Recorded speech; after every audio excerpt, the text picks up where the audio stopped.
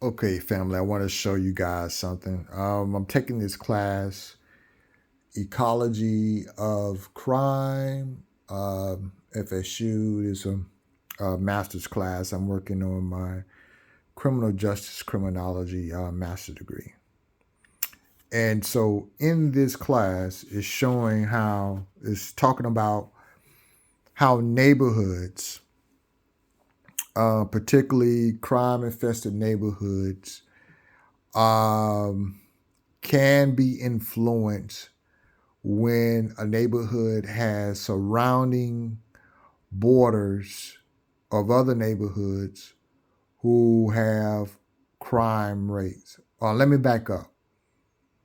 These neighborhoods may not have a high significant crime rate, but because they are bordered or surrounded by other neighborhoods that have high crime rates, it spills over and affects the crime rate in the area.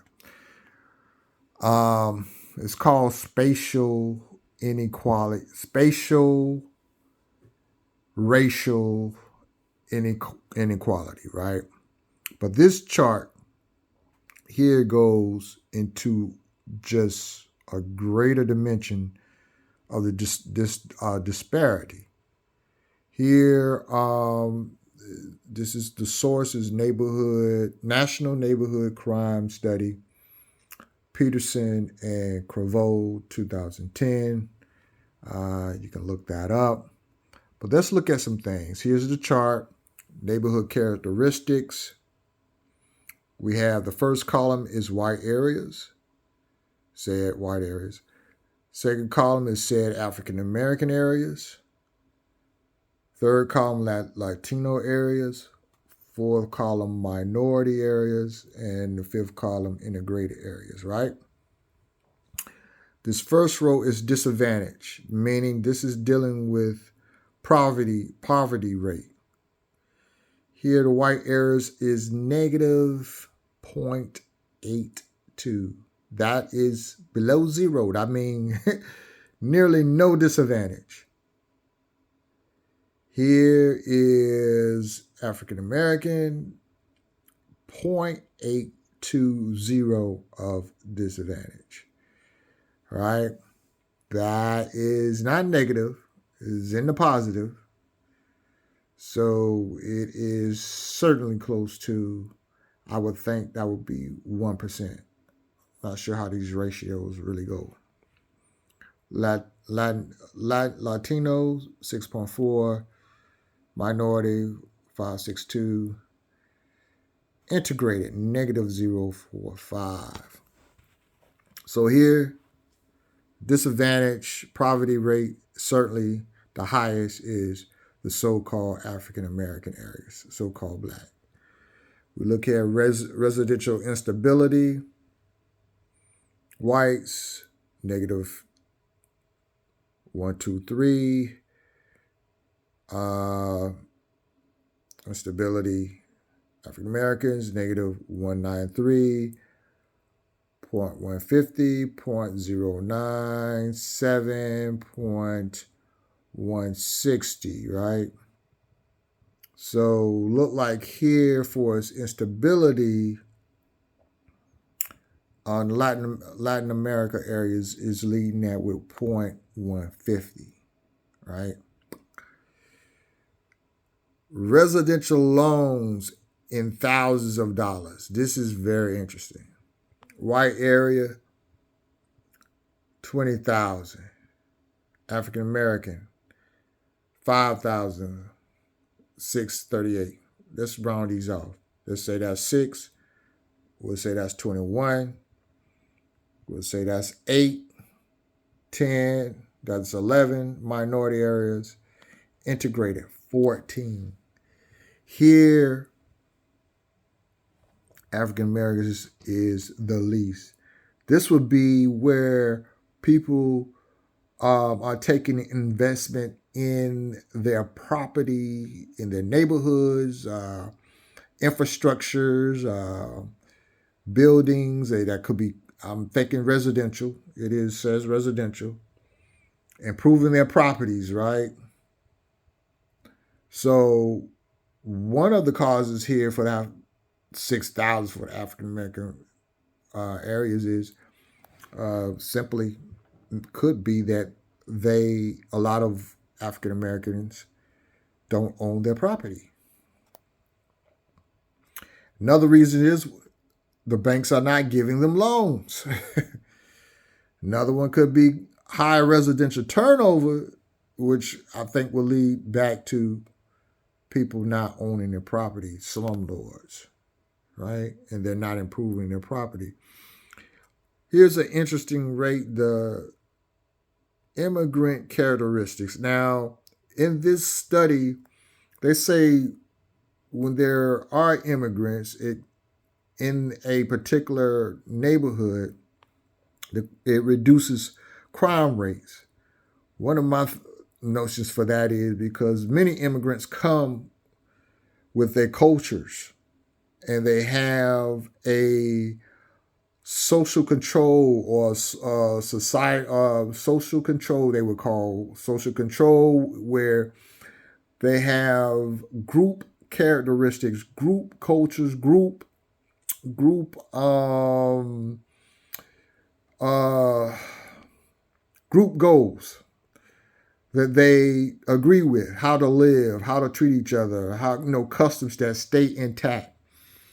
Most of your African Americans, being that due to chattel slavery, have a chattel slavery, mental slavery culture, and that culture was bred in for us to hate one another, right, and hate ourselves. So, for some reason, none of those phenomena are taken in consideration in these studies, right? Which I think is a very big part of um, some of the reasons why immigrants at high levels coming into some neighborhoods will reduce the crime rate. So here, but here is showing that in the African American community, there is negative 609, meaning that there are not many immigrants coming into the African American community. Latino 0.1607. They're leading the way. Minority 507, and here integrated areas 2.3. Here's another interesting part: the percentage of white, right, in these areas. White areas 77.16, African American community 11.21, Latino 13.28, minority 17.81, integrated 46.47, right? But notice that the African American community has the lowest integration by so-called whites. And so what it comes down to, the violent crime rates. Which one do you think will have the highest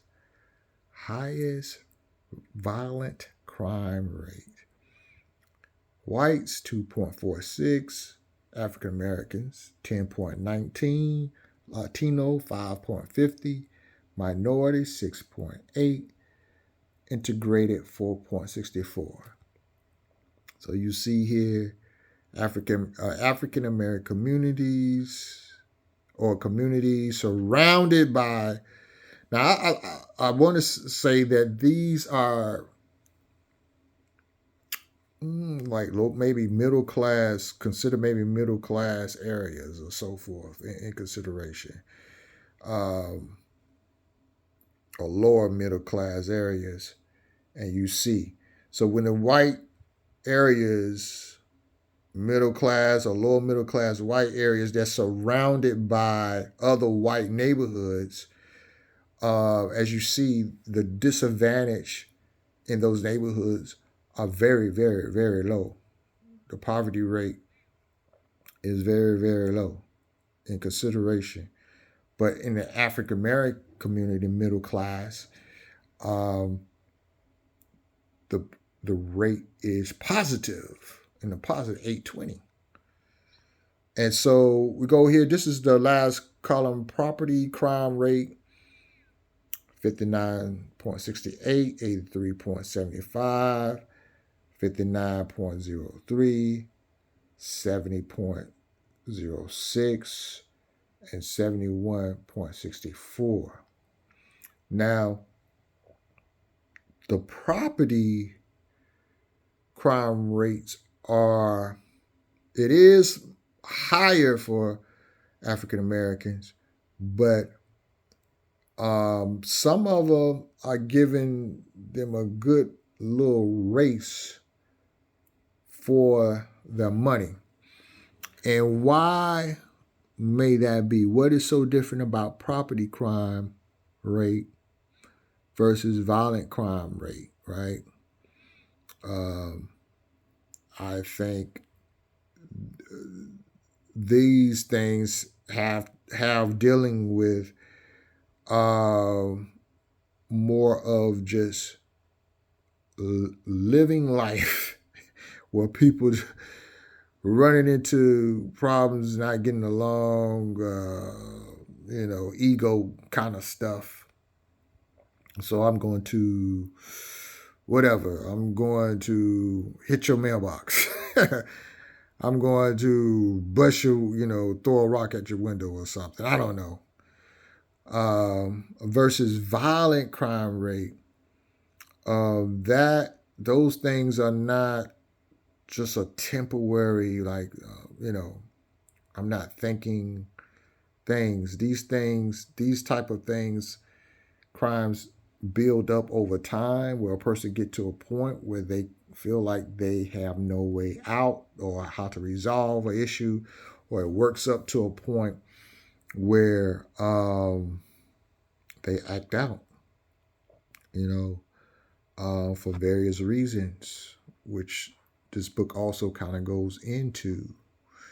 And also the culture of the street life versus a culture of, legitimacy. Well, how the system will call legitimacy, meaning working things out by the law. So property crime rate could be, where you have law enforcement actually working, right, to control those numbers. Whereas in violent crime rate, you may have here, obviously, social control working, meaning neighborhoods looking out for each other, working together to get 2.46. You have a neighborhood that have some way to control this neighborhood, whether it's within or outside influences. 10.19, which is, man, that's what, almost 8%, 8 something, or 7 and something percent more in the African American community. Obviously, there are many other factors that we can look here that may be causing that number. So this is some things like, just to think about, maybe where you live in your community, just kind of you can go to maybe your county sheriff or even your city police, and usually there is a crime map, and you can compare to see how the crime areas are they, and the neighborhoods within those areas, do they affect each other? Like, is crime spread it out the high areas, or are they concentrated? Are they isolated areas? And the isolation would indicate